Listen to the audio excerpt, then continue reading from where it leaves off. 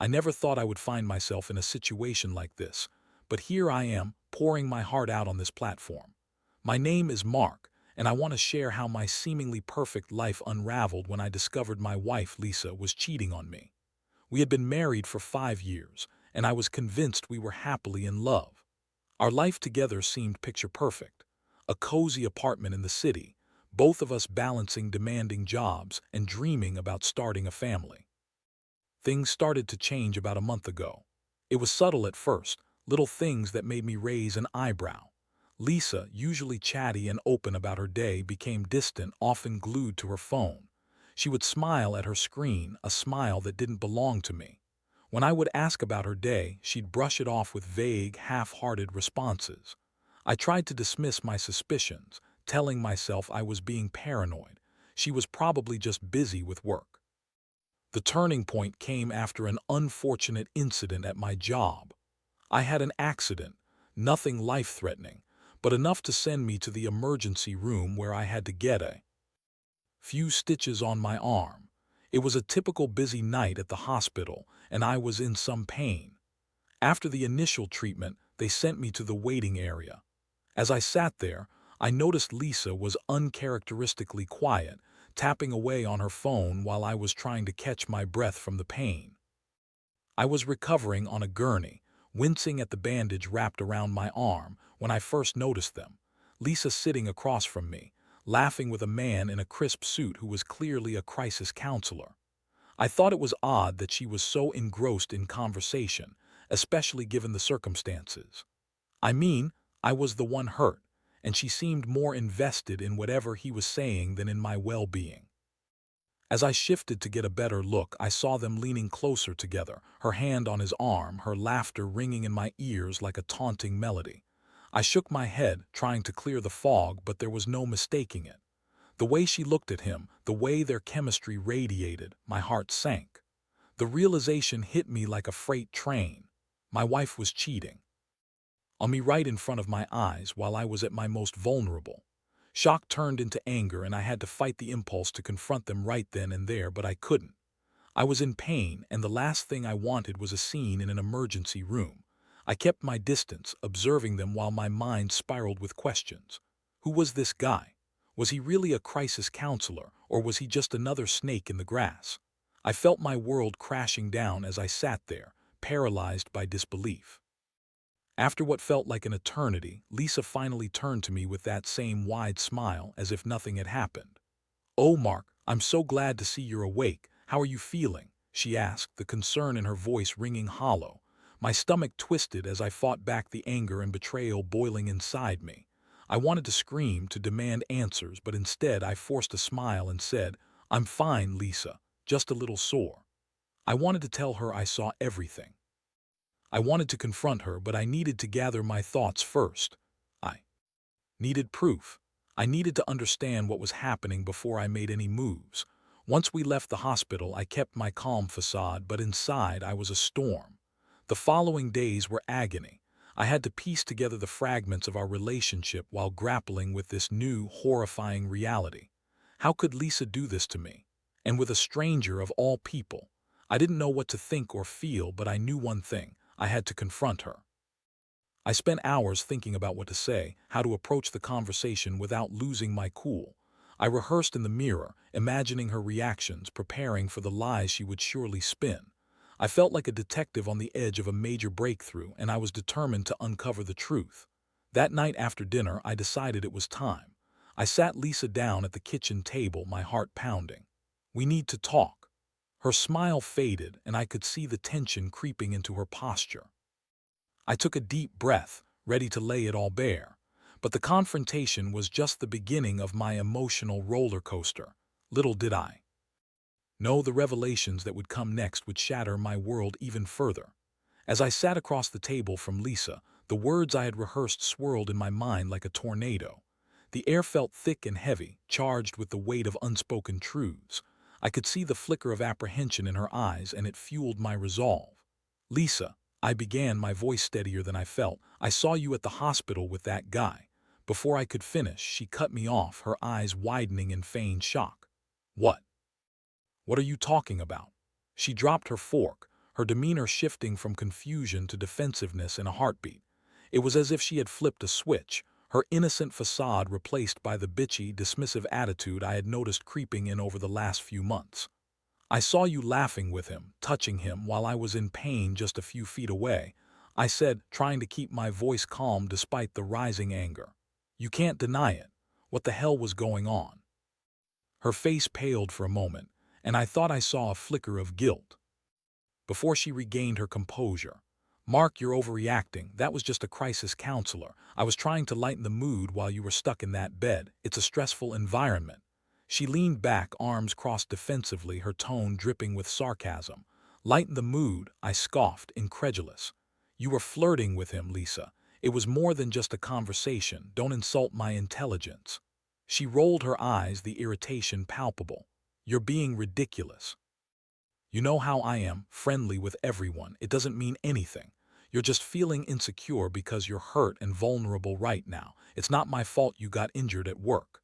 I felt the room spinning as her words pierced through my heart like daggers.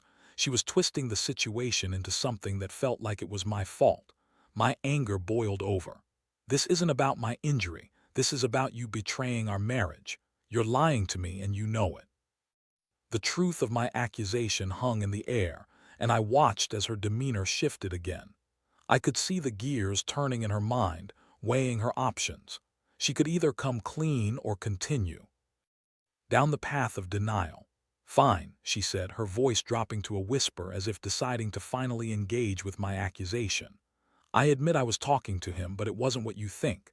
I was just feeling overwhelmed with everything, work, you being gone all the time, and I just wanted someone to talk to. You've been so distant lately, Mark, I felt alone." I shook my head, her excuses feeling flimsy and rehearsed. "You could have talked to me. I thought we were a team. You chose to cheat instead." Her eyes glowed with indignation. "I did not cheat. We weren't even having sex. I was just venting. You make me feel like I have to walk on eggshells around you." "Venting? With another man, touching him? Are you kidding me?" My voice rose and I felt the fury boiling inside me, fueled by her lies. "You want to know what it feels like to be betrayed? I'm sitting here right now, trying to process the fact that you've been unfaithful while I was struggling to heal from an injury." "Mark, stop. You don't understand," she shouted, her frustration spilling over. "You're making it seem like I'm some kind of monster. I never wanted to hurt you, but you have to see your part in all this." I couldn't believe what I was hearing. The emotional manipulation was staggering. "My part? What part is that? I worked hard to provide for us and build a life together. I never would have imagined you'd betray me like this." Tears welled in her eyes, but I knew it was more performance than genuine emotion. "You make me feel like I can't be myself," she said, voice trembling. "You're always so focused on work, and I just wanted someone to listen. I didn't think it would go this far." The bitterness sank into my chest. "So you thought it was okay to get cozy with a stranger in a hospital waiting room? That's your excuse?" She exhaled sharply, the facade slipping again. "Look, it was a mistake. I regret it. I did not mean to hurt you, but I was just confused. You weren't around and I felt lonely." "Lonely?" I echoed, disbelief etched on my face. "What do you want me to say, Lisa? That it's okay, that I'll just forgive and forget? This is unforgivable." The realization hit me then. I was trapped in this emotional tug-of-war, and every lie she spun only tightened the noose around my heart. I had to decide what to do next. Did I believe her empty promises of change? Could I ever trust her again? My heart raced with anger and confusion as the confrontation left me feeling raw and battered. I needed time to think, to digest the whirlwind of emotions and lies. I stood up, pushing the chair back, my resolve hardening. "I need some space, Lisa. I don't know what I want right now, but I can't do this anymore. You need to think about what you've done." As I walked out of the kitchen, her voice trailed behind me, pleading, "Mark, please, don't go. We can fix this." But I could feel the chasm between us widening, and I couldn't shake the sense of impending betrayal that hung like a dark cloud over our marriage. I stepped into the living room, my thoughts racing. This was just the beginning, and I knew I had to decide, once and for all, what I was willing to tolerate in this relationship. I wasn't just reeling from her betrayal. I was wrestling with my own feelings of anger, hurt, and perhaps the dawning realization that my marriage might already be beyond repair. The days following my confrontation with Lisa were agonizing, filled with tension and silence. I had retreated to the guest room, needing to mentally distance myself from the chaos of our shared life. Every creak of the floorboards in the hallway reminded me of the weight of the decisions looming over me. I was caught in a storm of emotions, oscillating between anger and heartbreak. Lisa tried to reach out, sending messages that were a mix of apologies and anger. "You're overreacting," she wrote one day. "You're not the one who made a mistake. You're the one who's pushing me away." It was maddening the way she deflected blame, as if I was the cause of her infidelity. I found myself staring at my phone, typing and deleting responses, unsure whether to respond at all. What could I possibly say to someone who refused to take full responsibility for their actions? I spent hours lying on the guest bed, staring at the ceiling. My mind replayed the moment I saw her laughing with that man in the ER, the way she looked so carefree, so alive while I was dealing with pain. It felt like a betrayal not just of our marriage, but of everything we had built together. I thought about the plans we had made for our future, the dreams of children and the life we wanted to create. How could she throw it all away for a moment of attention from a stranger? As the weekend came, I finally decided to take a walk to clear my head. I wandered aimlessly through the streets, trying to find some sense of peace. The city felt alive and bustling around me, but I was lost in my own thoughts. I passed by a coffee shop we used to love, and the memories hit me like a wave. Laughter over lattes, lazy Sunday mornings, and all the moments that felt so special suddenly felt tainted. It was as if our entire history was crumbling before my eyes. I ended up at the park, sitting on a bench under a sprawling oak tree. It was quiet there, away from the noise of the city. I took a deep breath, trying to find clarity. I thought about what I wanted, what I deserved. I had always prided myself on being a good husband, supportive and loving. Was I really ready to just walk away, or was there a chance for us to repair this?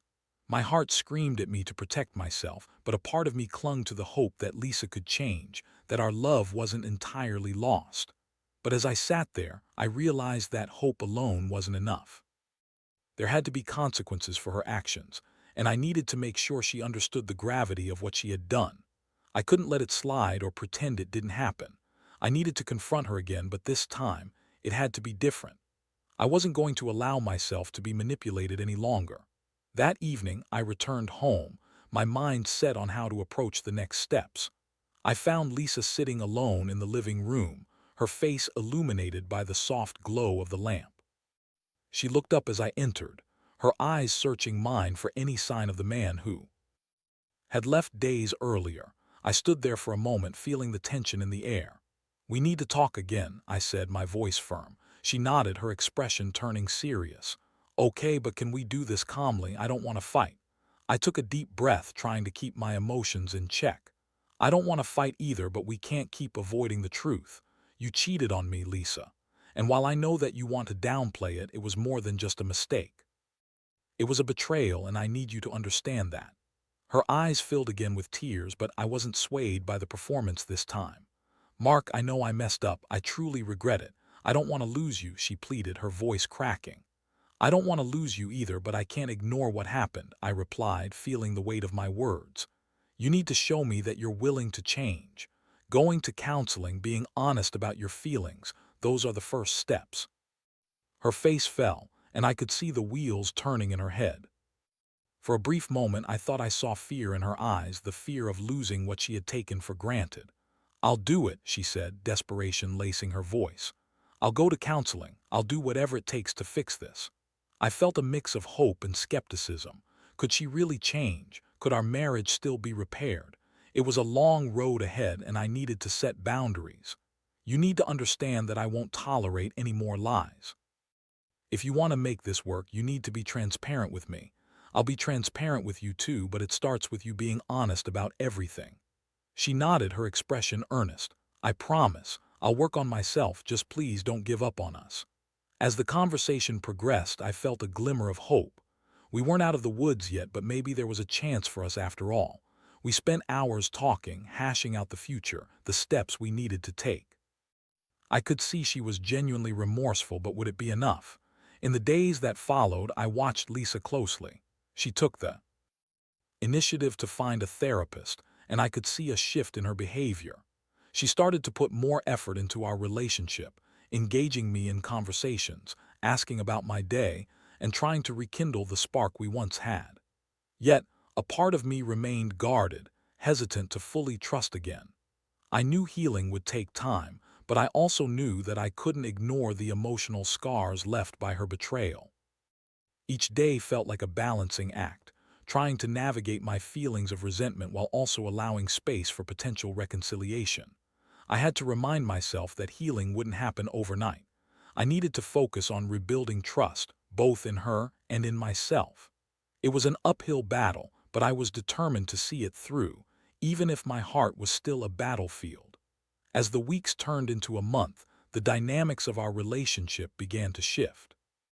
Lisa was working hard to regain my trust, which, I have to admit, caught me off guard. She was consistently attending therapy, openly sharing her progress with me, and making an effort to show that she valued our marriage. For the first time since discovering her affair, I glimpsed a flicker of hope. But with that hope came a heavy burden. I was constantly on edge, questioning whether this change was genuine or just a temporary fix. One evening, as we sat together on the couch watching TV, I felt a strange sense of normalcy. We had even started to laugh again, sharing jokes like we used to. But in the back of my mind, the shadow of betrayal loomed large. I could see she was trying, but with every chuckle, there was a part of me that wondered, what if she does it again? One Friday night, after a long week of work, Lisa suggested we go out for dinner to celebrate the progress we had made. I reluctantly agreed, wanting to foster some semblance of normalcy. As we sat across from each other at our favorite restaurant, I watched her animatedly discuss her week. She looked beautiful, and I could see the genuine effort she was putting into making things right. Yet I couldn't shake the feeling that something was still off. Halfway through dinner, I noticed her phone buzzing incessantly on the table.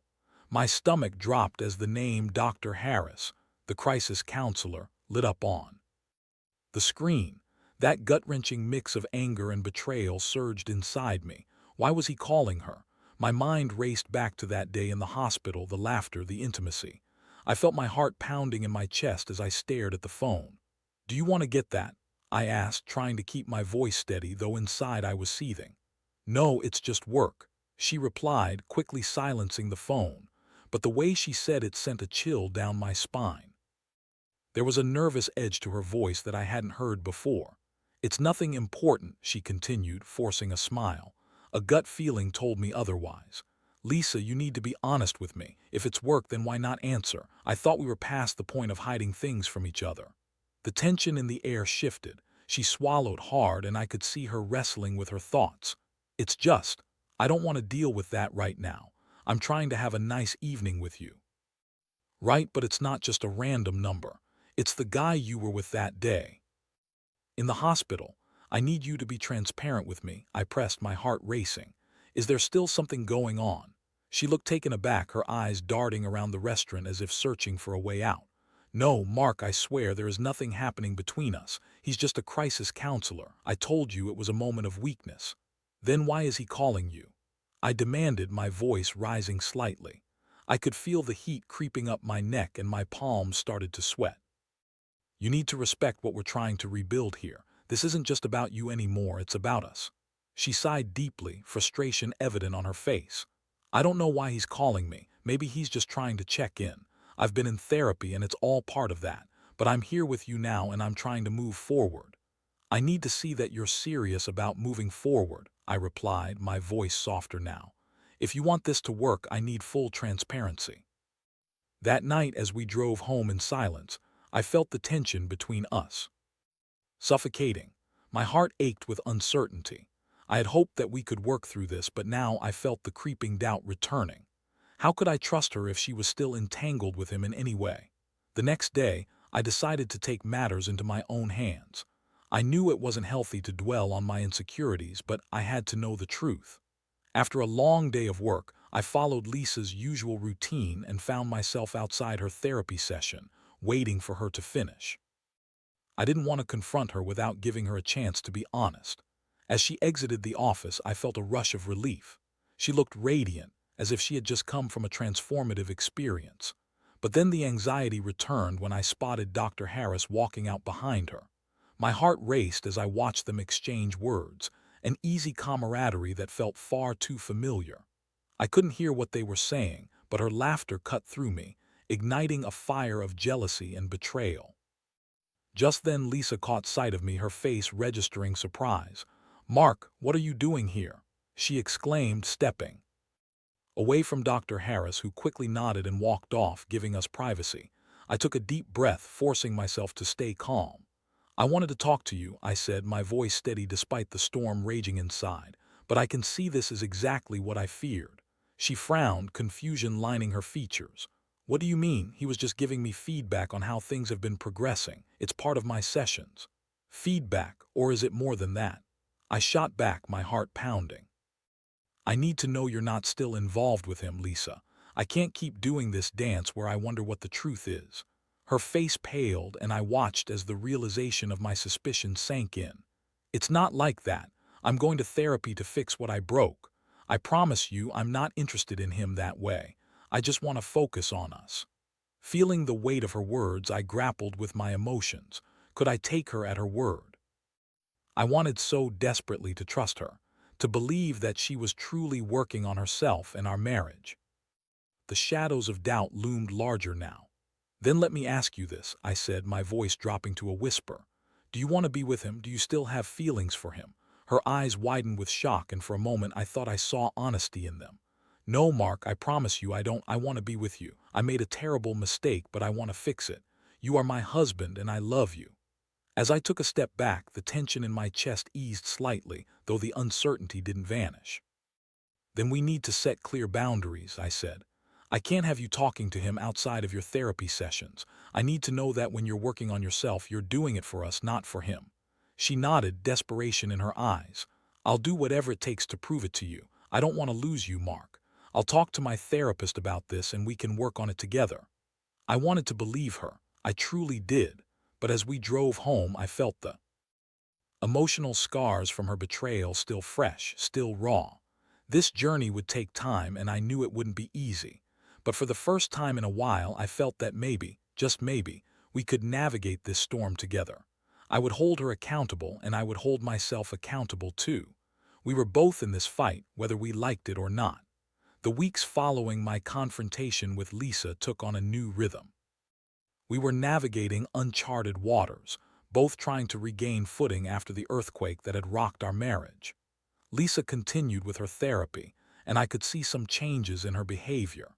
She was more open and engaged, often initiating conversations about her sessions and what she was learning. It felt like she was genuinely committed to repairing the damage she had caused, but I was still on high alert, waiting for the other shoe to drop. One evening, Lisa suggested we have a date night at home, just the two of us, like we used to before everything fell apart. I knew it was her way of trying to reconnect, and while I was hesitant, I agreed. We made dinner together, laughing over spilled pasta and sharing stories about our day. It reminded me of the simpler times when our lives were filled with happiness, not accusations and hurt. As we settled onto the couch after dinner, I felt a wave of nostalgia wash over me. Lisa curled up next to me, resting her head on my shoulder, and for a moment I let myself forget the turmoil. But that blissful moment was short-lived. In the back of my mind, I still felt the nagging doubt that had become my constant companion. "Mark, I've been thinking," Lisa began, her voice quiet and cautious. I sensed the weight of her words before they even left her lips. "I want to be honest about something. I didn't tell you everything about Dr. Harris." I felt my stomach drop. "What do you mean?" I asked, bracing myself for whatever revelation she was about to unleash. There was a moment, right after everything happened, when I was feeling overwhelmed. I thought about reaching out to him for advice, purely for support. She admitted, her eyes darting to the floor. "But I never did, and I want you to know that I'm committed to making this work. With you, I swear it. Why didn't you tell me this before?" I felt my frustration bubbling up again. "You know how much it hurts me to hear you even entertain the thought of involving him again." I was scared, she replied, her voice trembling. I didn't want to add more fuel to the fire. I thought I could handle it on my own, but I realize now that I should have been open with you about everything. I took a deep breath, the weight of her confession settling heavily in the air.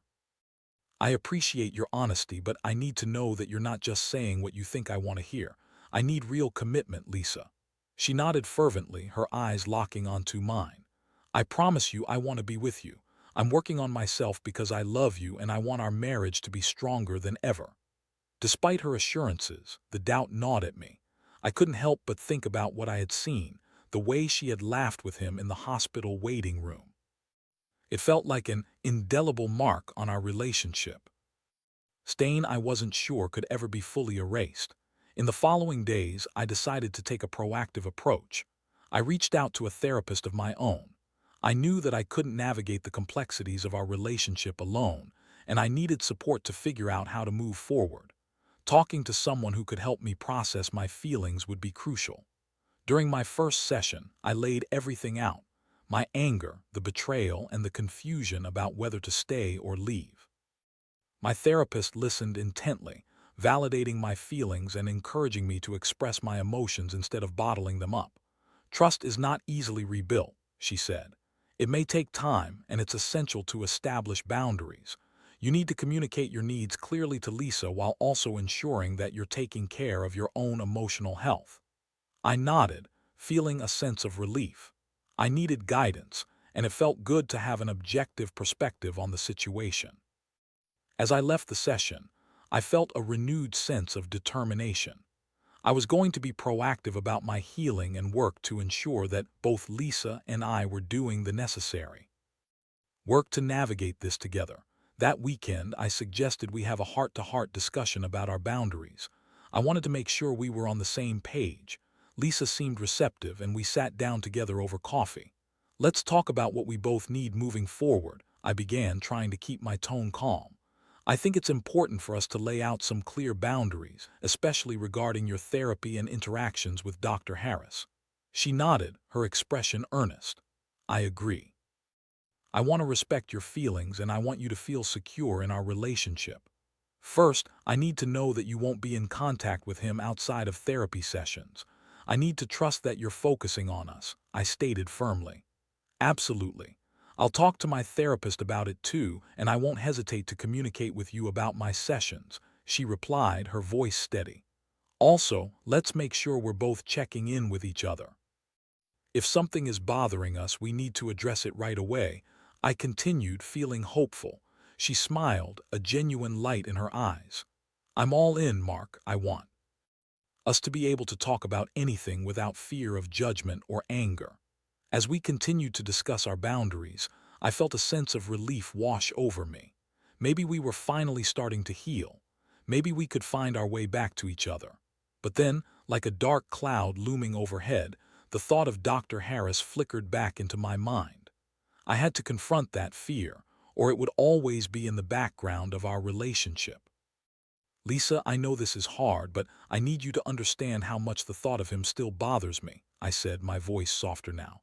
It's not about control, it's about my heart being fragile right now. I get it, she replied, reaching for my hand. And I promise I will do everything to reassure you that you're my priority. I never wanted to hurt you, and I'm determined to make things right. As we sat together, holding hands, I felt a glimmer of hope. The path ahead was still uncertain, but at least we were taking steps together. It wouldn't be easy, but I was willing to fight for our marriage if she was too. Together, we would face whatever challenges lay ahead, one day at a time. I knew healing would take time, and I couldn't shake the memory of betrayal entirely, but I was willing to try. Our marriage wasn't perfect, but with honesty, communication, and mutual effort, maybe we could forge a new path, one that would be stronger than before. I was ready for the challenge, even if the shadow of our past still lingered in the corners. It was time to take our next steps together. The following weeks became a mixture of cautious optimism and the persistent weight of doubt. Lisa and I committed to our new approach, focusing on communication and honesty. We checked in with each other daily, discussing our feelings openly and without judgment. It felt like we were rebuilding the foundation of our marriage brick by brick, but the path was still fraught with challenges. One night after dinner, we decided to watch a movie together.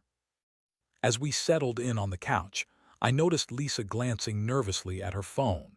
It was a simple moment, but my heart raced as I wondered if she was waiting for a message from Dr. Harris. I took a deep breath, reminding myself of the progress we had made.